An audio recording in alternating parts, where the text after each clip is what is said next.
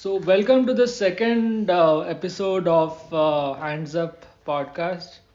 And in the first podcast, I didn't really talk about why I wanted to do this and what motivated me to start this. So, if there is so I sort of wrote about why I want to do this this week, and I felt if there's a beautiful moment, you can take a picture and preserve it forever. And but memories or conversations, they're very hard to preserve. And I feel that I have had great conversations with people over the course of last few months, and I feel there were some great conversations worth preserving. Um, and this sort of passion project is directed towards that. So, getting into the episode, I want to introduce Nikita Pathak. She's one of my friends whom I met in the book club. We call our book club as Enthu Book Club, and we are very enthusiastic about reading and literature. But I'll let you introduce yourself in your own words before we get into the episode. Hi, I'm so happy to be here. This is Nikita, and I am part-time clown, full-time nerd, and I agree with Nitesh on conversations worth preserving, and the book club has been a great avenue for that. And uh, when I think of literature in terms of taking a snapshot of human history or a particular moment in time, it kind of propels me to, understand things at a more deeper level and maybe, find out the fault lines within the text itself or maybe how it is being perceived. And I think this platform is a great way of doing that, and I look forward to the discussion today. Woohoo! So, as you can see, not see here, Nikita is like a very colorful and vibrant personality, which also contributes to the quality of the conversation itself. So the book which we are sort of going to discuss in this episode is Forest of Enchantments by Chitra Banerjee. I hope I pronounced it properly. So, this author is one of the most talked about authors because she tends to write mythological stories from a feminine perspective. I don't know if it is feminine or like from the woman's perspective. So, the contention is that all mythology has been male centric. The male characters have got the upper hand and they have the final say in what society perceives as great values or things worth pursuing or emulating. So I found this theme to be kind of interesting, and it was also suggested to be the book of the month in our Enthu Book Club. And I sort of started this book on a whim, but we'll get to it, like what inspires or what draws both of us, or at least me, towards Ramayana. What motivate? I think female perspective or the woman's perspective is not a new theme for you. At least it is new for me. So, what made you like pick this book? So I think the first reason to pick up this book was, of course, I'm a chatterbox and I love to talk about things. So when the book of the month was announced, I was like, oh, of course, I have to talk about it, so I have to read it. And that's the that's the primary reason why I picked it up. But I think back in school, I had picked up Palace of Illusions, and back then I kind of enjoyed reading Palace of Illusions because I was an idiot, and also I did not have the critical understanding of how texts work and what are the repercussions of such texts on society, or any text on society for that matter. So when I picked up this book, it was partly because of the author also. And I was interested to see how the character of Sita will be, portrayed in this book, because to me, no offense to anyone when I say this, I don't like Ramayana as an epic itself. I mean, I just find it too, I don't know how to explain it, but it just doesn't suit my taste. Like, on the contrary, I love Mahabharat for its, I think it is much more layered, it has many themes and everything, but Ramayana just doesn't work that way for me, and nothing in the religious sense, just in the literary text kind of a thing. And I have been like a huge mythic person since my childhood. Like, I absolutely loved reading mythological stories. I just loved reading, different perspectives on it, which is why, like, I just want to draw like another book into this conversation, just like name dropping it here. It's called Mrityunjay by Shivaji Savant, and that book is basically understanding Mahabharata through Karn's perspective. And when I read that book in school, it kind of like rewired my brain chemistry. I was like, oh my god, like it was the first time I had this understanding that, oh, there is a world beyond a standard narrative, and that other narrative is also worth exploring. So I think this pull to explore the narrative from the other side, side which has been historically neglected, was also kind of why I wanted to read this book. Yeah. It's like the literary version of Rashomon effect, Mm-hmm. where the same story is being viewed from different perspectives. There's one great Kannada movie, I can't remember the name, maybe I'll add it in the notes of the podcast. But I think it's a very good way to explore literature from the perspective of the villain, from the perspective of the victim, from the perspective of the hero itself. Which actually, it's a good segue to what I thought about Rama as a child. So I just read Ramayana maybe in first standard or second standard from a children's book which had more illustration and less text. And the way in which we worshipped the god in home, and the way in which people saw Rama as a role model, pretty much shaped me as a child.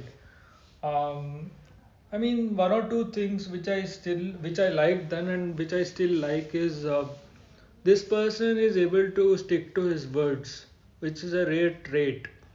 And I've tried to emulate that as much as possible, maybe not 100%. And the second thing which I truly like about this character is um, like monogamy. Like he's able to commit to one person and not go with the flow of his times, which is having hundreds of wives. And also, I think this comes up in the book as well. Obviously, we'll discuss it. So if there were so many heroes for many people like Shaktiman or like I don't know, some Avengers. For me, like I'm like a 90s kid, so there wasn't much internet, mobile. I mean, the mobile device itself was a very rare and expensive commodity at when I was in first to 10th standard. So internet was not that much of a big deal. Actually, I had to fight to get a computer in my home. Even though I came first in grade 10, my mom was not getting me my computer. So, like Rama and Sherlock Holmes and some other few characters were my heroes, and Rama being the lead hero. So, for someone who still sees this person as a positive character, unlike you, it was strange for me to have not read any formal literature on Ramayana. It was all from popular culture, like songs, Carnatic songs or Bollywood songs, or even some random references. Um, but as a child, did you see this? I know now you have a very negative, not negative. It's like it doesn't gel with your thought process. But was it the same even when you were a child, or it changed at some point of time? I think I never liked the epic. I mean, there was this one animation movie which is being re-released also. Hmm. Ramayana. I enjoyed watching that because of the animation and the sounds and the colors and everything, the quality of animation. I loved that movie, but the character itself somehow it felt unjust as a child to me. Like even as a child, I felt this was an unjust thing to do on his part, right? And I just couldn't make sense of if he's a god, then why can't he, just supersede all of this and still love his wife and not make her go through all of that. So at that point, I did not have that nuanced understanding of what an incarnation means, what is the implication of being a human, I don't know, not human, like demigod of sorts. So I think at that point I was like, oh, if he's a god, he can do this, right? And why is he not doing this? Then at that point, my child brain was like, then he doesn't want to do it. And that kind of just made me like, okay, so he simply just doesn't have enough reason to, stop Sita from doing that or something like that. So even as a child, I've always felt, it to be like a very sketchy epic of sorts. Like, I don't know, I should be using those words, but I'm just purely on the literary value of it. I just didn't find it very engaging. Because on the other hand, I had other like access to other mythological stories also. Like there was Panchatantra, Jatak tales. There was also Mahabharata, which I like read as a child, but like on a very abridged version. And there were other stories from the mythology, some stories about the goddess and Mahishasur and all of that. I had read all of them, but somehow this just didn't make the cut in my head. So yeah, I Hmm. think as a child also I didn't quite enjoy the epic in terms of its storytelling Hmm. and characters. Yeah, I didn't read Mahabharata as a child, and I only read it maybe when I was 25 from some R.K. Narayan Mm-hmm. book. I didn't know the story of Mahabharata itself, so I didn't even have some comparison because this was the only myth. I don't know why nobody narrated Mahabharata to me, which only points that my childhood was not so great. Um, No, it's supposed to create clashes in the family, so it's not quite encouraged to Yeah, read. I got to know that also very late, Yeah. so no one told me that also. So, but yeah, I did read Panchatantra and like other things, but those were all like stories which were obviously trying to tell you about morals. There was always a moral at the end of the story. But I think as a child you would want heroes to be perfect, right? Like they have to do the right thing even from a moral perspective. Somehow it didn't hit me that because I thought maybe because I did not really think about it as much because the I had rose tinted glasses and I only saw the positive things of Rama. But even as an adult, when someone pointed out to me that when I told them that Rama's character is what I admire, so it was a woman. She told me, "What about him putting through the fire, Agni Pariksha? What about him sending the wife to the forest?" Then my response was like, "No hero is perfect. Like if you pick up any hero for that matter, he's going to be imperfect." Um, so I would only consider the positive aspects of this person and not really take the negative things. Of course, you can't deny that these are not so pleasant things. I mean, it's very unpleasant.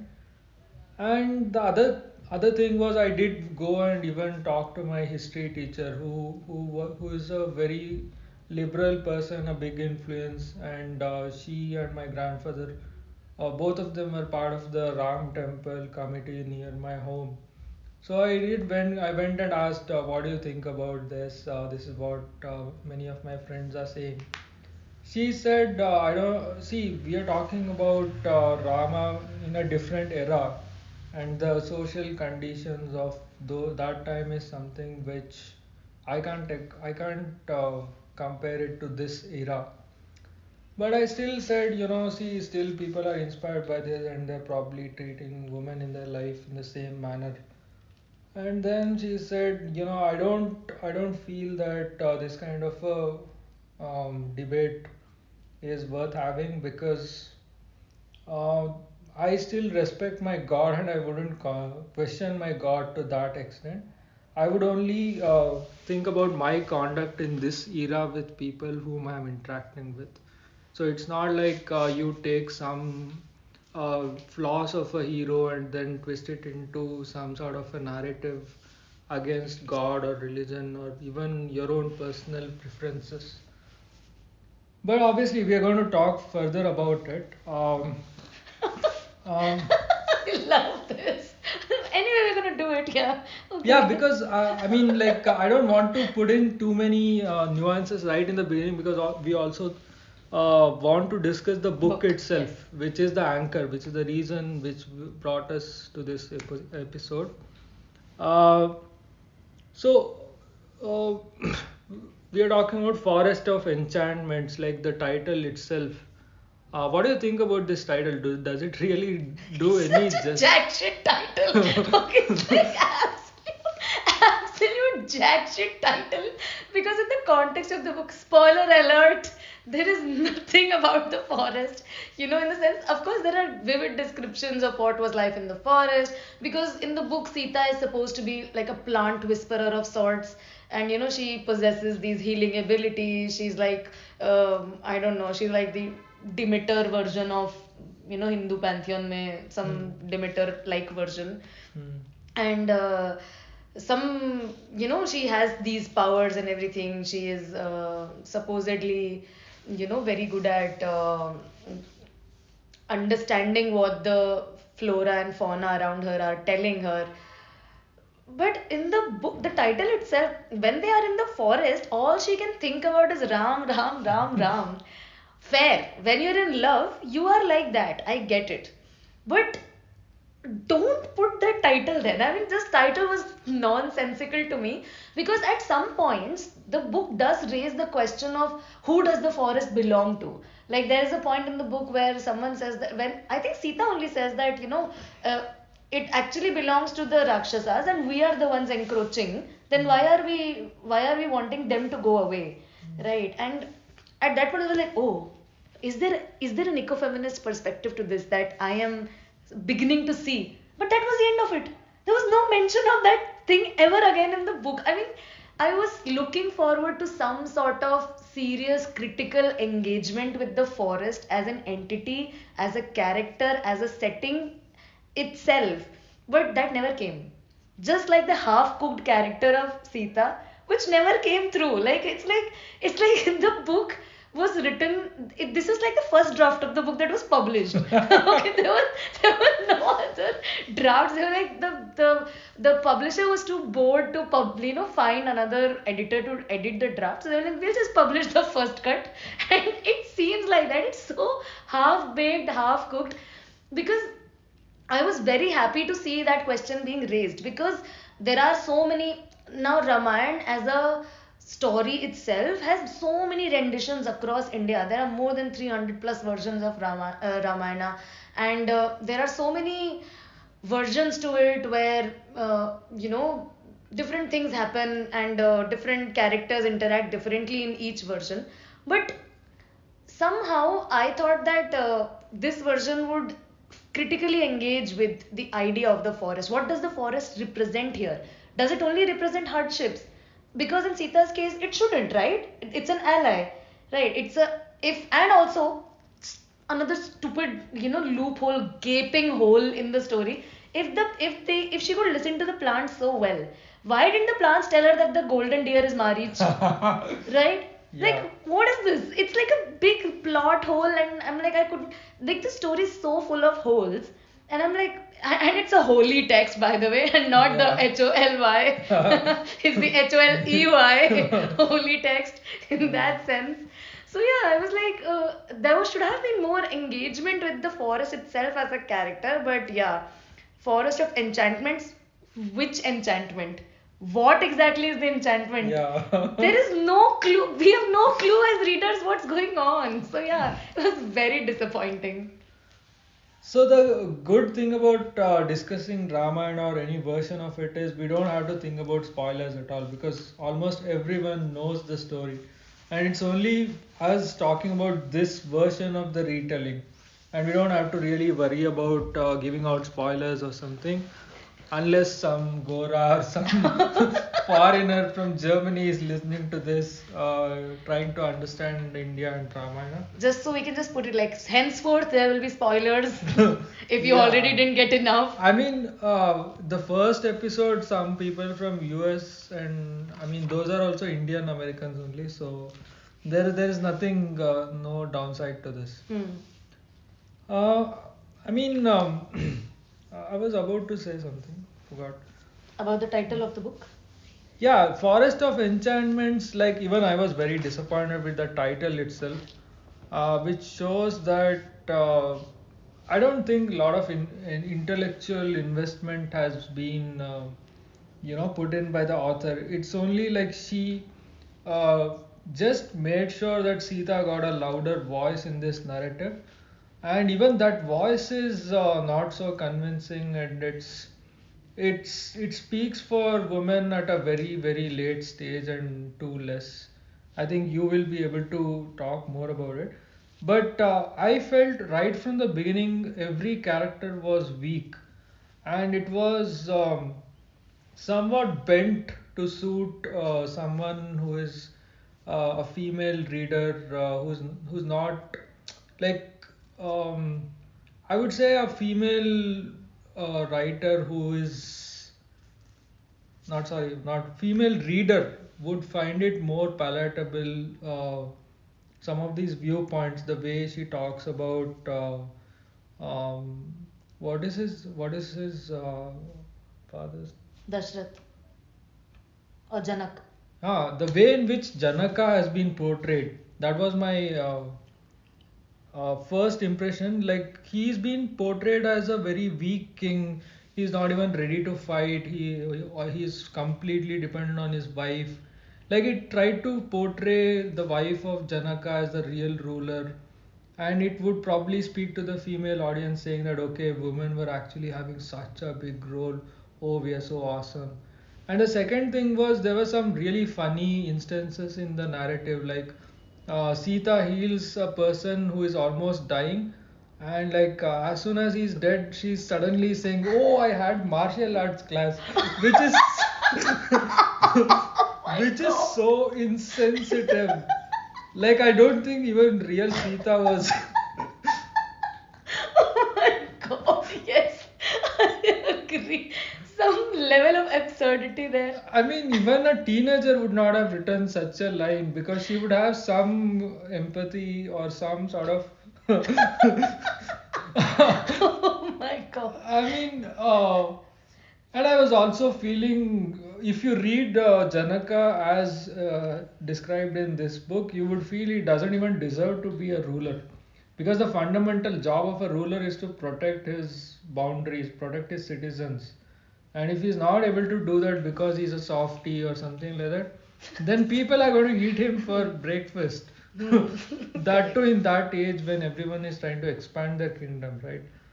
But I think here she was trying to like speak to like this that there's this soft man, not so hyper masculine, and maybe and I think what she was trying to show with the Janak and his wife's see, I don't remember the mother's name who is so important, at least more important than Sita, because she has made them so uncharacteristic. Yeah. So the whole point was, I think, what she was trying to make, like many other points in the book, that she that there is like a equal sort of a A relationship. That what is partnership. a complementary sort of a thing. What Yeah. is what Janak does not possess, the wife is sort of complementing for that.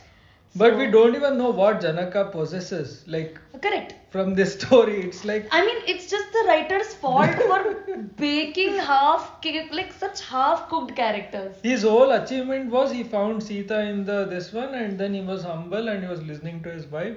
But he really didn't bring anything to the table. Hmm. Like there was no, even if you say it's a partnership or a complementary thing, what was his wife lacking which he made up for? There is nothing. He's just a puppet Yeah, there. he's like a front. Yeah. Yeah, and like then Sita says, "Oh, mom, you're so competent. Why don't you become the ruler?" Then mom says, "No, they We won't have accept to a we woman." have to stroke the man's ego. Yeah, like Yeah. it feels like he's like a dummy person Hmm. standing there. It's like a banana republic Yeah. kind of a thing. Not even a republic, obviously. It's Monarchy. yeah. Correct. So I mean, like this is just we're just scratching the surface, right? Like every other character, even Rama to that extent. I don't know if. So the thing is, I don't have any other solid comparison which I can make. This is the first full proper literary work I've read of Ramayana. But there are also some weird, the weird theories I think she puts up. I mean, you said that even the ending where Sita says you didn't treat me fairly, even that was a weak argument. Hmm. Like, can you expand on that? Like, because I forgot what you said about. So the whole point, I think, before that we just need to discuss a little bit more about Sita's character now, how it has been butchered, Hmm. and how in the name of feminist, so to speak, quote unquote feminist literature, it's like a clickbait. Yeah. Right. It's like clickbait feminist book.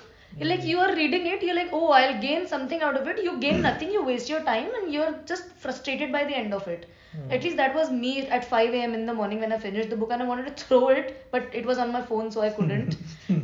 But yeah, like the whole point is that when you're the what I disliked the most was the lack of courage in the book. Hmm. It lacked spine and courage to actually bring out Sita's voice. It just pandered to the, you know, general sentiments of the people about Sita, that okay, this is how Sita should be like, and this is how she was probably. So when you have got the chance to actually engage with the character, provide her with a voice, and actually have the chance to flip the narrative in some way, Hmm. punch up the system, the author completely goes back on that. Like it's like I will, just because your protagonist is a female does not make her text feminist, Hmm. right?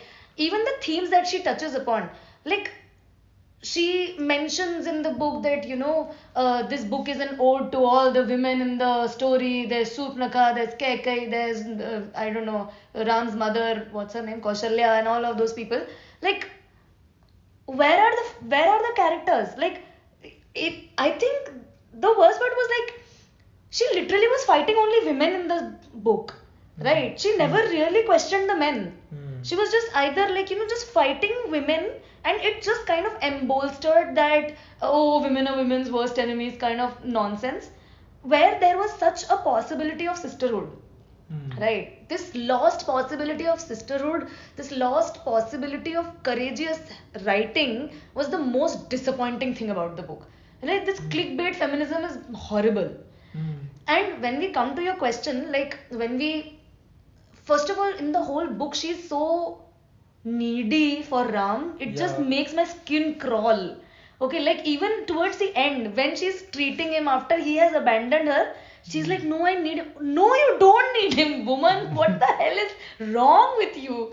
And like this kind of neediness is just, somehow I was feeling that she must have felt like, the author personally must have felt like that at some point in her life, and she was like, you know what, I'll make Sita say all of this so that my feelings are validated. Right? Hmm. She just somehow it just felt that way. Hmm. And towards the end, when Sita says that, okay, she tells Ram that your duty towards your citizens, I am also a citizen of Ayodhya. Where is your duty to me? Hmm. Right? Good question.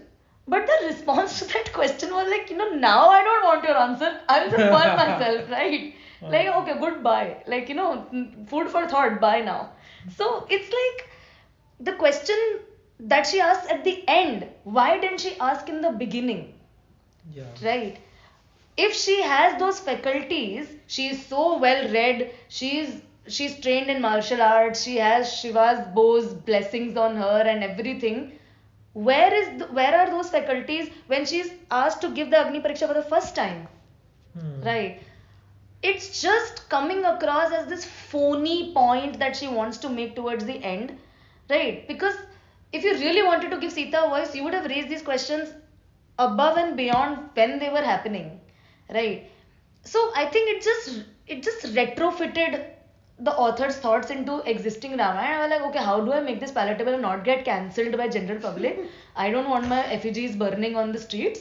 So I'll just Hmm. pander to the general public. So, which is why this text is so half baked, half cooked, lacks spine, lacks strength, and has like glaring potholes throughout. It's like it's not a highway, it's a road full of potholes. Hmm. And you are the rider, your back is aching by the end of this ride.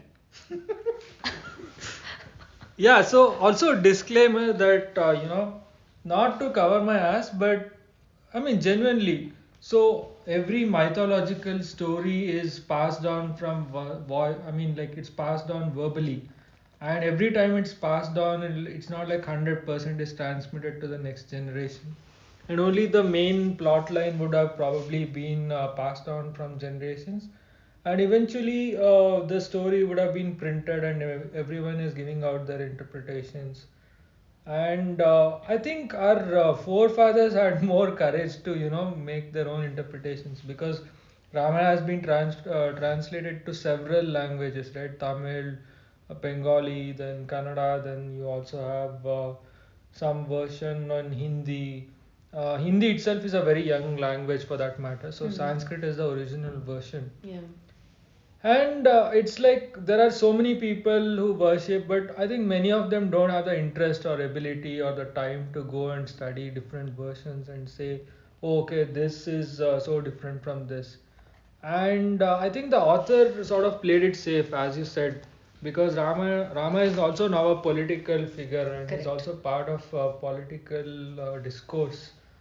And I hope at least now it's not that much of a big factor. Um, so whatever we are discussing is only from the perspective of the story itself and the characters and how it has been portrayed in this particular version.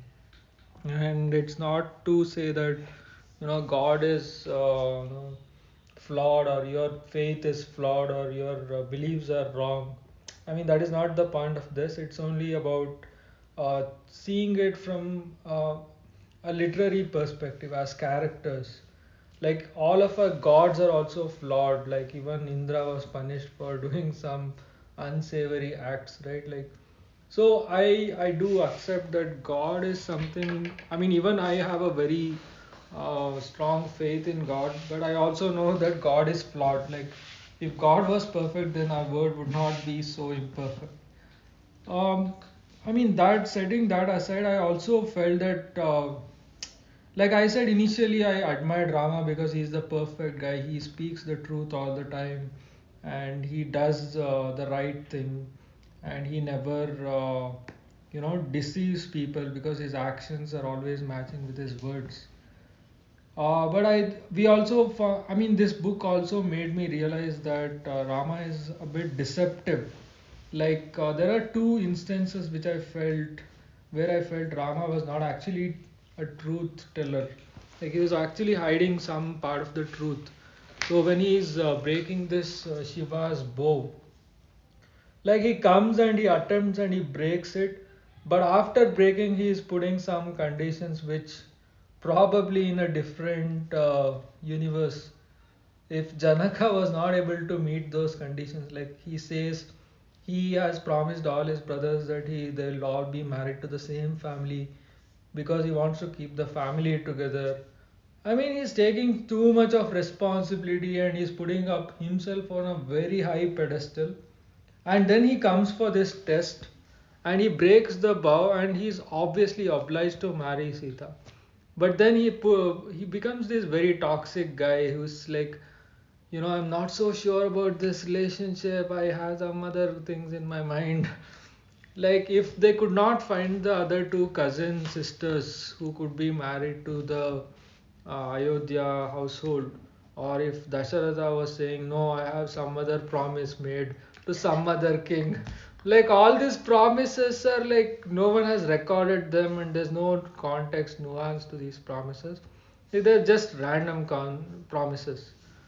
Okay, fine. You should keep your promises, but what kind of promises? Like, what is the outcome or the end game of this? I think that's why these stories don't go into that, because in real life, probably many people would have, said, okay, this is not such a big deal. Okay, fine, I'll buy you something. You please, let me go off. So I feel Rama, when I read this, like my ideal version of Rama was sort of toned down because I realized that even he is playing some games, but he's playing he's actually putting a moral layering around his games by saying that okay, I'm doing it for the greater good.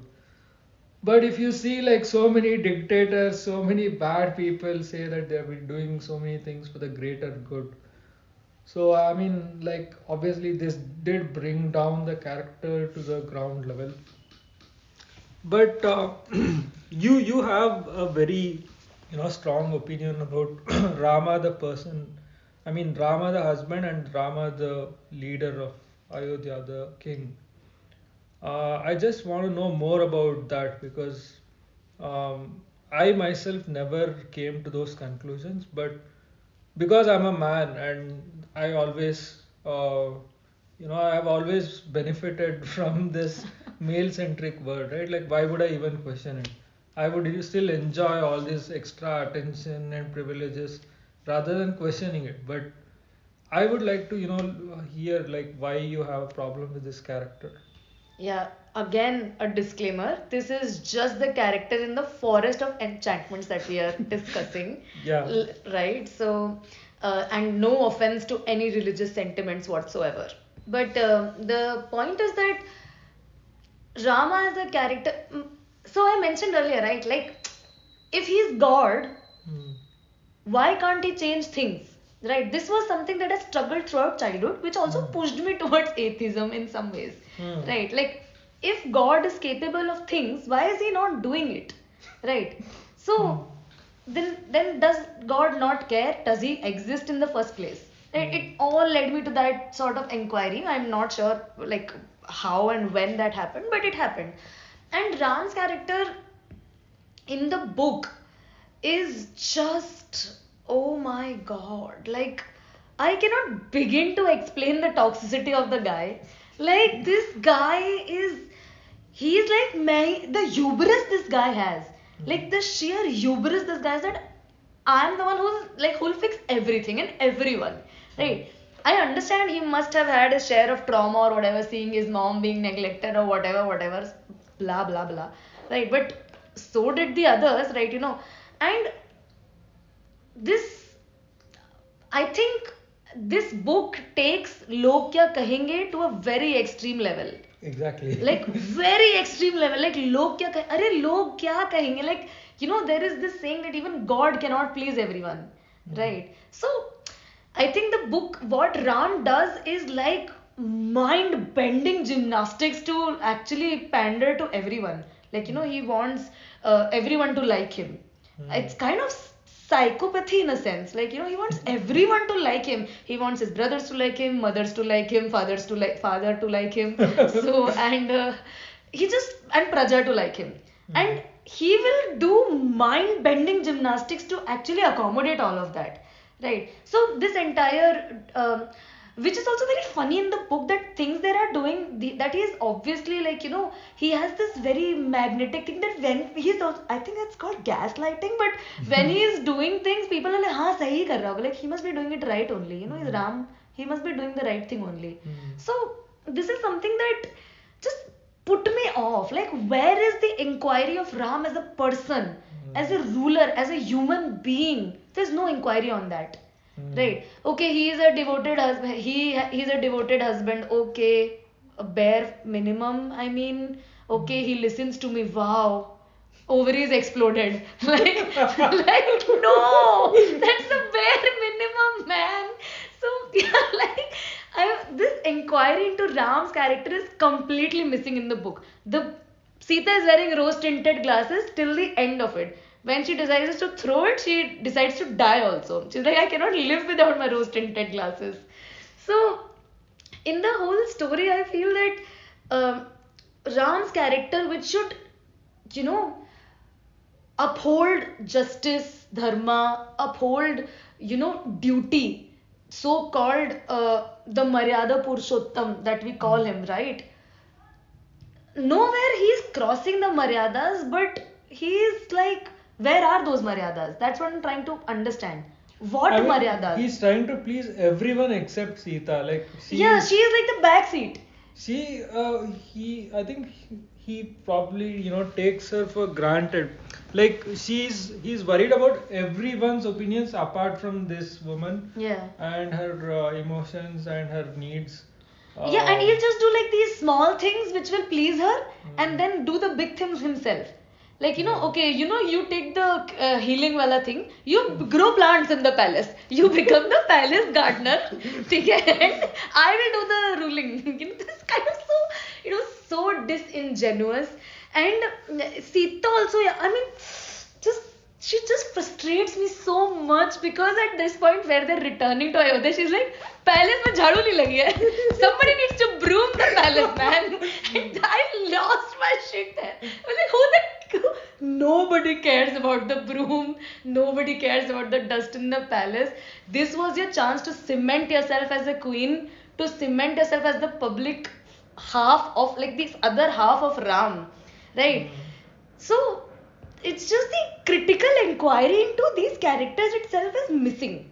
Like, mm, because, and this is even more disingenuous because you have you have built Sita as this very smart, very intelligent, very strong character, mm. like this great feminist protagonist, dunya badal denge.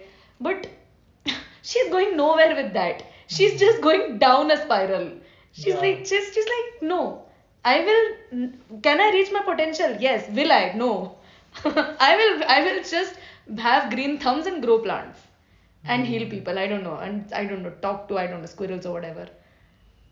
Yeah, I mean, one of the other things which I didn't like about Sita was her conversation with Lakshman when Rama goes to find this deer and there's a shout, some cry for help, and then Lakshman says, this could be Rakshasas doing it. Rama would never cry out like this, and I know he's very capable. But still, Sita is like so possessed by her emotions, and she says very mean things, which actually made me feel, Ramayana is not that ideal. Like I felt, okay, Ramayana is having such, toxic characters on both sides. It's not just Rama who is toxic. I think Sita is toxic in one scene, but it's a very important scene which actually changes the course of history, right? She says, Lakshmana, you are staying back here because you want Rama to die, and eventually, since you are lusting for me, you want me to be your wife, and you want to be the king, you want to take over the kingdom. I mean, I felt it was a very, very mean thing to say, and very manipulative, and which actually puts him in a spot, right? Like if he does nothing at this point, like he's forced to do something he doesn't want to do, firstly, and um it also puts him in a very bad position, right? Like even later in the story, like Sita is still worried. Oh, will Lakshman hate me for things I said? But obviously he doesn't remember, or maybe he has forgiven because this. Because Lakshman is also one dimensional like other characters. Exactly. I mean, maybe the gravity of the situation has changed, like they have to fight a war and all of that. So obviously he can't dwell on some random comment. But which it's also a. which also like brings the question of Sita's agency. Like, if your brother is your pedestal and she is his equal, then you should listen to her, right? Hmm. She shouldn't be resorting to such comments. But you won't listen to her, right? Because she doesn't mean anything to you. She is not a figure of authority. I understand that there's also that dynamic going on, but it's a rational decision not to leave her alone, right? Because it's a forest where there are threats. Like there has been a recent fight with Shurpanakha, and she has said, I'm going to take revenge on you. I mean, in that sense, it was it was a very rational thing to stay back. Maybe if Lakshman never left that hut and he said, okay, you can say whatever you want, I don't care. I'm doing the rational thing. I'm not going to do things that I don't want to do. Which is basically thinking for yourself. Forget about Ram or the pedestal or who is equal, who is unequal. then he would not have left this place, left the place itself, and then Ramayana would never have happened. So obviously, like we can think about so many tangents and what would have happened this way, that way, but it happened. What happened happened. Whether it is true or whether it's completely fictional, I don't know. But many people do believe it's a real story, and some people believe okay, it's partially true, and some magical elements were added into it. So there are so many theories. So we're obviously not going there. But I think it shows that both Ram and Sita were toxic in their own ways, Yeah. and that contributed to the overall myth and the also the portray also the romanticizing of this toxic equation. Correct. Like I think even in real life, many women would see their imperfect husband and still worship him like God because maybe he's good looking or he's like providing. Yeah. I don't know, like maybe it's drilled from the childhood It's into the their mind. yeah. I think it's No one gets definitely a the chance to question it because, see, I mean, in India, like women living alone and having their own job, and that's a very, very privileged position. It's not available to many women, especially in tier 2 cities or villages. In such places, if you tell them these stories in their childhood, obviously it's going to stick and they will internalize it. And you can't expect such revolution, but maybe it will happen very gradually. just I want to add one point. So for example, there is this one theme that you cannot change fate, Hmm. right? And when things have to happen, they will happen and things will align in a way that so and so thing will happen. So there's this Hindi saying called Vinash Kale Viprit Buddhi. You Hmm. will always do opposite of what should be done when your time of destruction has arrived. Hmm. Right.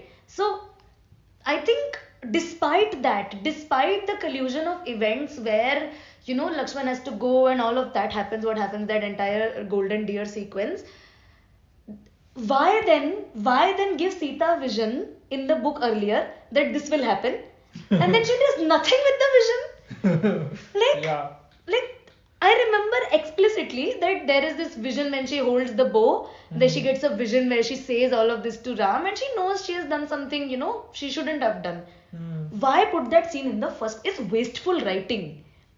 Like either like you should just then let fate take course. Don't Hmm. give these additional premonition and business random things happening. Like I don't know, it's just this entire romanticization, deification, constant, I don't know, as you said, romanticization of this toxic relationship.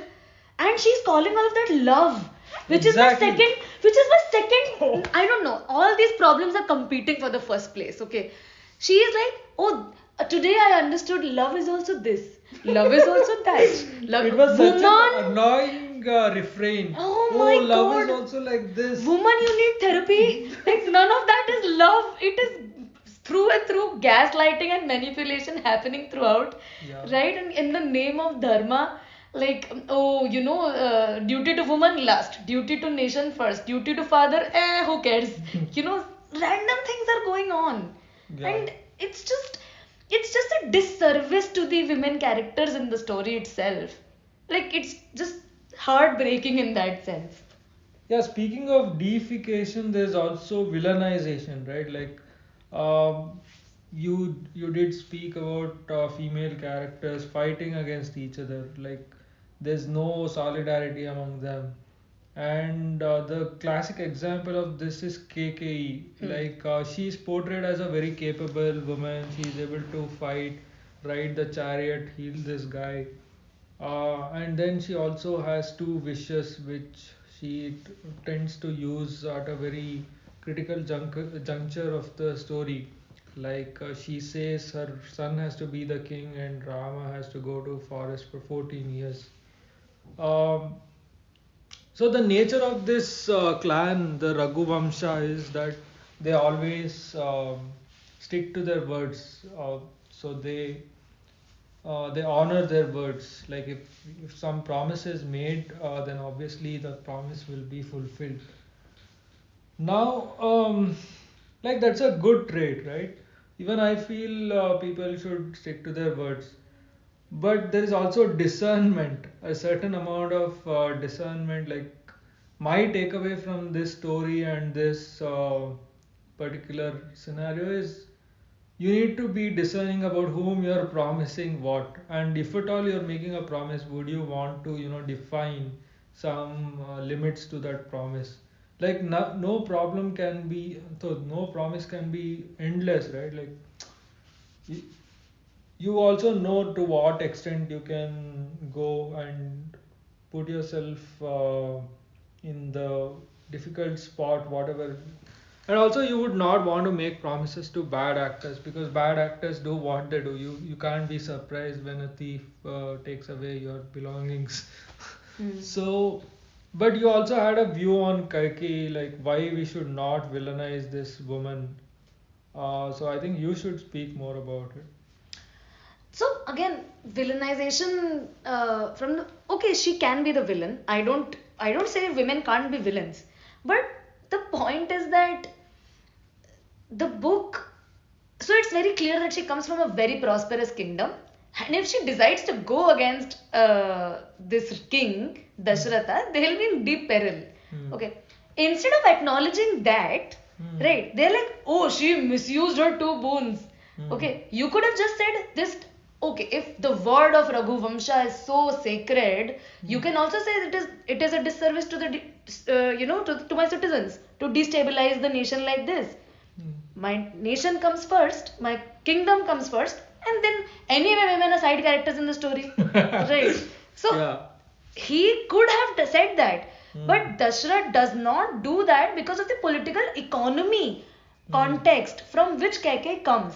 Hmm. She comes from a powerful kingdom, and Hmm. he knows he'll be like, he'll not be able to survive if she decides to go against him, right? But Rama is a great warrior, no? He can fight any.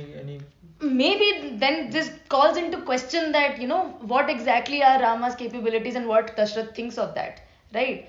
And is he too blinded by the love for his son that he cannot see he's a capable warrior? I don't know, right? I cannot say it for things that But didn't it's a happen. very interesting tangent which I've never heard, by the way. The political implication of not obeying KKE. Yeah, I mean, Uh, it is very clearly mentioned, and it is like in the, I mean, I think in the popular understanding also that KK comes from a very powerful Kekaya kingdom, Hmm. right? And I think this is my theory on this, that Hmm. her villainization is only important because you cannot show the ruler to be, actually being affected by this external political economy of the situation, Hmm. right? Okay, he has political ties to the kingdom of Kekaya. There are economic ties because it's a fairly prosperous kingdom, and a Hmm. lot of trade happens between Kekaya and Kaushal, Hmm. right? So I think if you're villainizing someone, Hmm. at least also have the decency to, emboss these other things that are, that are also externalities and characters unto themselves, right? Hmm. As for Kaikeyi's character, now I think there is a point in the story where Sita is like, oh, she's so much like me. Okay, but I'm not that mean, I will bend to my husband's will, but Hmm. she will not, Hmm. right? So I'm somehow better than Kaikeyi, Hmm. which is like the craziest thing in this book. Like, all these women are plotting, and okay, maybe they were doing that back in the time. Women have been historically denied agency, denied power, and whatever power they could derive from whatever means, they will do that. They still do that, Hmm. right? And it's a problem of patriarchy, not women as actors, right? They are in a system where they're forced to do that. It is at least what I would like to say. Hmm. So, in the character, for example, Manthara's character, Hmm. my god, there is so much capability to, I'm not saying that you have to give space to all the characters in the book, Hmm. right? But at least do justice to them through writing. You can write one paragraph about them, but it can be a good paragraph, Hmm. right? You don't, I'm not saying you spend 4 pages on Manthara, Hmm. right? But you give her one good paragraph which solidifies their motives. Hmm. Manthara is doing it for fun. She's like, everyone made fun of me, so I will make fun of everyone else. I will fuck everyone. Like, no, that's not how it works. I mean, there's such an angle of disability, the angle of how people perceive people with disability during that time. They were considered to be inauspicious and Hmm. all of that. what has what has affected the psyche of that woman that she's pushing Kaikai to do this, Hmm. right? Also again, Kaikai is so smart, but she's fallen victim to Manthara, Yeah. right? Where are the mental faculties of these women? Okay, Yeah. gone.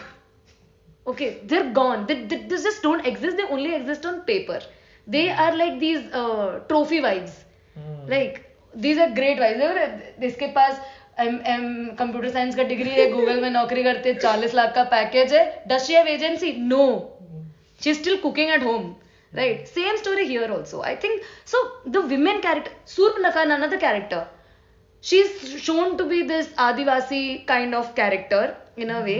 I Hmm. don't know how offensive that is, but even if she's an Adivasi character, Adivasi princess of that sort, she could have been handled with so much more grace and so much more, you know. But even if you adhere to the main story, you can be a good writer, which this author is not. Okay, and she You just might does get a lot of, she just people. does so much injustice to these women characters by Hmm. not fleshing them out enough. Hmm. What are their motives? Why are she's like, oh मैंने राम को देखा, मैं तो दीवानी हो गई, मेरे को यही चाहिए. अभी राम ने बोला तो मेरे को लक्ष्मण चाहिए. What is this यार? Hmm. Like she's just flipped some avara mard into, this woman character. Hmm. She's like, oh, so she's not one of us, she's the other. So Hmm. she is more, I don't know, less vicious in that sense. Hmm. She's more um, uh, bold, quote unquote. She is more uninhibited, and therefore she is much more sexualized. Hmm. So, which is something I did not like at all. Like, why would you do that? Now, by this logic, the Ravan is also doing his dharma only. He's like, you messed with my sister, I will come for you. What is he doing wrong? Hmm. Right. So there is this insensitive treatment of these women characters, which is another very big put off. Like, such a turn off about this book. Yeah, even I felt okay. Shurpanakha has so many magical powers, right? And she just lost a nose. And I felt she could have grown one more nose and just covered the, closed the story there. But obviously, it doesn't go there because it's also a psychological damage, right? Like, it's almost like, um, it's also jealousy and, a sense of insult which this woman has felt. I mean, I don't know in what different way these two people could have dealt with this woman because obviously there's a threat to the life of Sita, right? She comes to kill her because she says, "You are the barrier between me and this guy." So I don't know if there was any pacifist way of doing this, but obviously that's too much of overthinking. Um, Speaking of this. Hi, I just want to come back to Kaikeyi because there was one more compromise solution, right? So she wants Bharata to be the king. Fair, good enough. Not a big thing. But she also wants Ram to go into the forest for 14 years. So even there was probably some room for negotiation, right? So Dasharatha could have said, okay, I can agree to this wish. Let's make Bharata the king, not a big deal. But I also love my other son and I can't send him to the forest. It's going to devastate me. I mean, he could have said, or he could have taken a stand on this, or at least people around this particular woman, they could have said, why don't you agree to this particular wish, and the other one you can encash later in some other manner. But obviously, that's not how stories work, right? Like, Yeah, this is and what but a good piece of text will actually give you these possibilities, right? That Yes, this could have been done. Through some character's mouth, these thoughts could have been coming out, exactly. right? It doesn't even give you that. It's like जो हो रहा है सही हो रहा है. Because Ramayana is still open to interpretation, right? And also these thoughts, these are not controversial in any sense. These are actually reasonable thoughts. Anyone, even a devotee of Ram would agree to these thoughts. Oh, maybe someone could have told this. Why not? Why did they send Ram to forest and torture? Um, so, I mean, that only shows the weakness of the writer as such, but also the story itself is designed to be dramatic, right? It's designed to, induce this intense fight of values, emotions, because it wants to prop up some people and push down some people.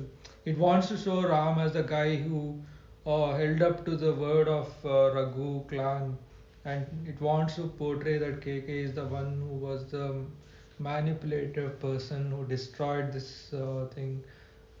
Um, so obviously we can't flatten the peaks and lows of this story. It would only, if it was so flat, then maybe it would not have survived for thousand. It would not have Correct. emotionally engaged the audience. So I mean, we trying to rationalize all of this is only like saying, okay, why did this Bollywood movie have such an extreme scene? Like then it would Correct. not have been a popular Bollywood movie, right? Correct. Um, there's also this other thought which I think we did talk about it. Like she lacks an identity. Like she has some identity that to the effect that she's a healer. She's trained in arts. She knows martial arts, and then she knows something about statecraft. But I think she's very invested in modifying herself. Like she wants to be friends with Dasharatha. She wants to do something so that Dasharatha and that queen, what is her name, Kaushalya. Kaushalya, they become closer.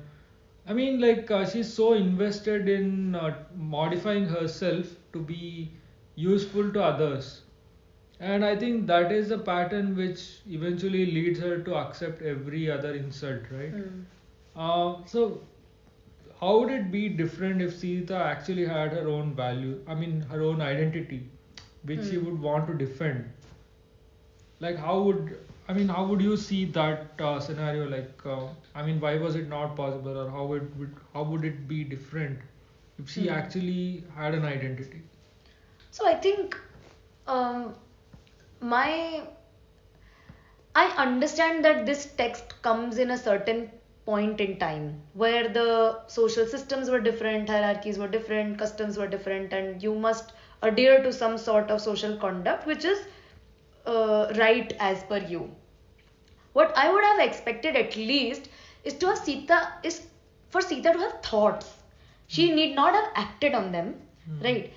She didn't act on many things anyway, Hmm. right? But the point is that in this book she kept justifying things that Hmm. are happening.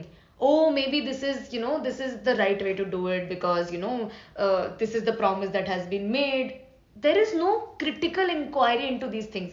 And even so, someone with an identity will at least question the status quo. Hmm. Like, she will, she has done tokenistic stuff in the book. She's like, oh, why not women, this, that, something, something, two lines, poof, gone. Hmm. Right? Oh, ecofeminism, one, two line, gone. Hmm. There is no critical engagement of her value system. What does Sita think? What are her values? She's like, my value, Ram's values are my values. Hmm. Okay. At no point she is actually critically differing from him, right? She's like, there is no point where in a except for the end where she has taken a strong stance and said, no, let's agree to disagree, you are wrong here, Hmm. right? They could still have coexisted. Hmm. Things could have still been the same for the people outside. The Hmm. story remains the same, Hmm. but the intricacies of the stories, the what the character thinks, how the character is fleshed out, I think that would have really helped if, if the author really thought of Sita as an someone with an identity and not as an accessory to Ram, Hmm. right? The story is just accessory to Ram Hmm. and just telling a story, so-called different perspective, but still the same perspective only. There is no chances that have been taken. Hmm. And coming to the topic of time, like for example, Ram's character is this word upholding. Hmm. I uphold my word. I will not go back on word. Upholder of dharma. In Mahabharat's case, Yudhishthir is the same, Hmm. right? But he's in a different time. The Hmm. yuga is different. Hmm. So there it's a weakness. Hmm. Yudhishthir is shown to be weak because of the same traits Hmm. that Ram is like, upholding the word. Of course, he's gambling, which is which is Yeah. not the greatest thing to do. Hmm. But like this entire thing of I will hold my word is also Hmm. very prevalent in his character, Hmm. right? But since it's a different yug which needs a different kind of a leader and different kind of um, you know set of ways to tackle the situation, it has changed, and the value of that particular trait has changed. Hmm. So I think this is also just connecting to your point of having that discretion, having that discernment, and that where should the buck stop, Hmm. right? A good character with identity, something of their own thoughts, will question these things, Yeah. will at least implore the reader to think about these things. The story will remain the same, outcomes will remain the same, the events will remain the same, shit will happen, fine, no worries, you cannot change an epic, man, like you cannot, but you can at least give voice to people, you can at Yeah. least flesh out their characters well, which please don't read this book, it's horrible, don't. Yeah, but still we spent almost a week or let's say 5 to 6 hours reading this stuff, right? Like even though we were violently, having these debates and at some point I was so infuriated or partly infuriated by your views because I hold this God so close to my heart and she's saying this is a irredeemable Epic. epic, all of that. I almost thought, okay, I should stop talking to this person. But then I mean, I also felt okay, there must be some reason why this person is saying this. Let's try to listen to this because I never read any serious text of Ramayana myself. But also, as I passed the 50% or the first half of the book, even I started feeling, okay, does this book really need such an exalted position in our society or in our own minds or in our, at least in our faith? Because if this were to happen in our own lives, we would be so broken and devastated. We would not like such a person, right? So I feel, even though I tried to emulate Rama, but I think in my own personal life, if I actually take a critical view, I would say I have also acted a bit shadily like Krishna as well.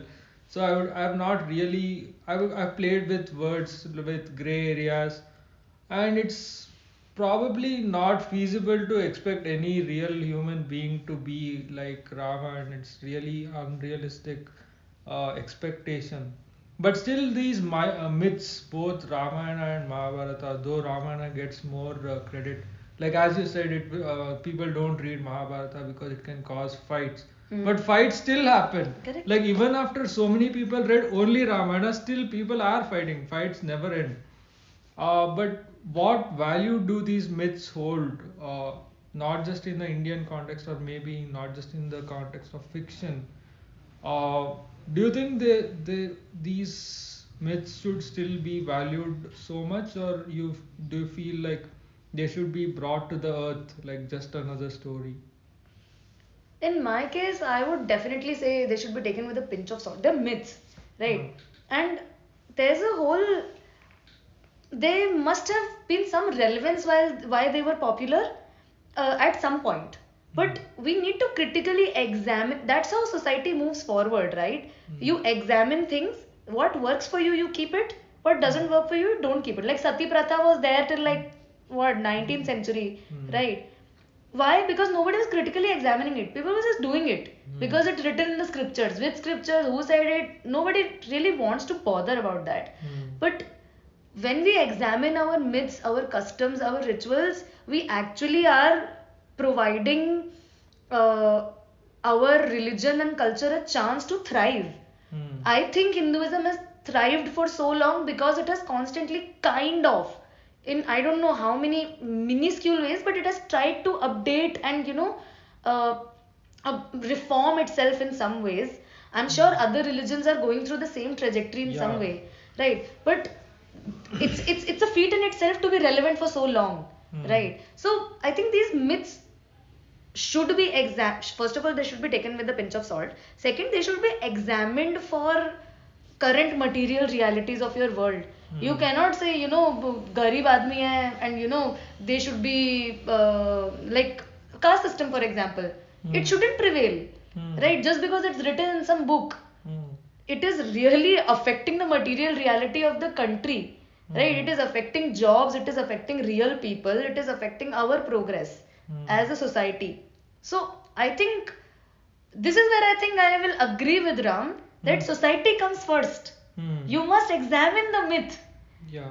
and then you should see if it is good for society, and then you should implement it. That will be true Ram Rajya, I feel, Hmm. right? Because otherwise you're just following the dictates of some person who, I don't know, if you met them in real life, would you even respect them? I don't know. Hmm. But someone wrote something and you are blindly following it.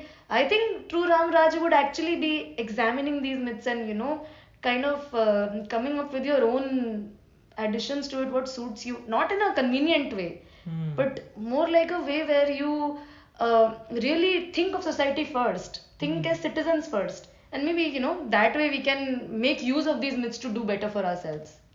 Yeah, I mean it's a very good thing because even our people who even in political conversations they say, oh, Rama's picture is there in our constitution. They have written here. Oh, Gandhiji is also saying, hey Ram, as he is dying.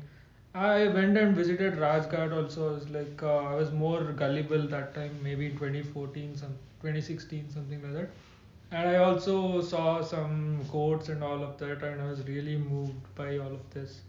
But if you actually read his autobiography, he writes very strange things about his experiments with his controlling his sexuality and all. Yeah. I mean, like a person truly inspired by Rama would never do that, right?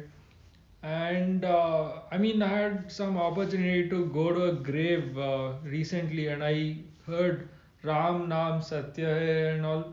I mean, like how deeply entangled this God has become in our social and political life, right? But I also feel that people use this God as a kind of a hypocritical screen, like a smoke screen. Hmm. They use that they try to improve their image by saying, okay, I'm a devotee of this great God, but in their personal life they're doing disgusting things, Yeah. like so disgusting that I don't want to name. And Yeah, much yeah. like feminist men appropriating feminist vocabulary to prey on women. Yeah, I mean, recently, who was that Neil author? Gaiman, Yeah. I mean, right? I saw some tweet which said that this guy had perfected his language of feminism Yes. and he actually used that to, gaslight. Gaslight young women. Yeah, of course, horrible. That's what I'm saying. So, I think any value which is not taken in context or in nuance and you're trying to um, portray yourself as some great hero because you subscribe to this. I think people are actually using it as a smokescreen to hide some other deficiency, which is really maybe very far, far more disgusting than an average person's mistake. Um, but we still continue to be obsessed with this because like there's this drama, right? Like your external portrayal and your internal acts, there is always a huge gap. Correct. And anyone, I think many of them would also be ashamed to talk about what is exactly happening in their lives. Hmm. So like it's more of a coping mechanism Fair. to say that okay, Rama is so great, I don't know. To that extent, it can also be a negative thing to uh, say that I'm very, very devoted. I don't know, pious. You can call it anything. It can actually be a smokescreen, and I feel not questioning these myths would actually make me think that the person has something to hide. Yeah. I think there was this quote that nothing is as evil as absolute good. As someone who believes he is absolutely good, there is no one more evil than that person. So, I'll figure out that I'll try to I'll send, probably add it in notes where what that um, you know quote is from, but I kind of agree to that. But yeah, all in all, I feel that this is a book that is not worth anyone's time. They should not read it. You should not spend your money or Audible credits on this book. And as a story, if you want to engage with Ramayana, just try to figure out your own perspectives. There are a lot of other literary resources. There are other authors also that you should choke. You should also check out what why certain publishers favor certain people and all of that. That's also, there's a whole political economy to that as well. But yeah, I think the only credit I will give this book is to be a part of this conversation and get my frustration out in this setting, which I never would have been able to in other, maybe, more charged contexts of sorts, where people can take offense and all of that. So, yeah. Yeah, so I think that's actually very. I mean, it's like praising the author because she gave us a chance to bitch about Some so redemption. many things, and we have bitched about it for almost 75 minutes now, which Oh is my God. surprising. It's longer than the first episode. I think we should spare the listeners Yes. and also allow them to form their own thoughts about it if at all they read this book, or even if they don't read this, they can take a break, or they can sit with a coffee and think about, is Ram really so good, or is it really worth pursuing such unreasonable standards? Yep. So I think we should end this on that note. Yes. And thank you very much for taking off some time It to was my pleasure. discuss and share all these unique thoughts you have, so that people also get exposed to new kind of interpretations of our mythology. So thank you for that. Thanks everyone. Bye.